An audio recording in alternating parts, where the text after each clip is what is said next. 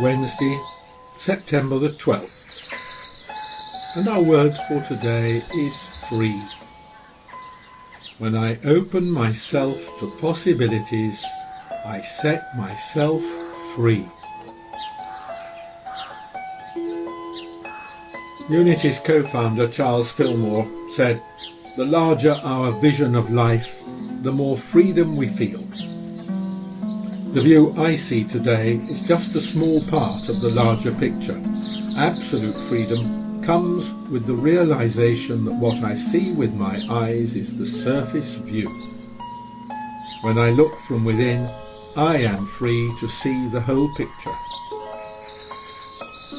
Looking to the future, I make a commitment to see beyond appearances.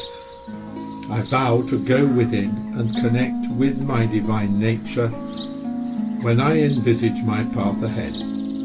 I allow myself the freedom to understand that what shows up for me in the world of the senses will look different from the picture I paint in my imagination. I am free when I develop and grow with that changing view. When I open myself to unlimited possibilities, I set myself free. Peter's first letter, chapter 2, verse 16 says, "Live as free people."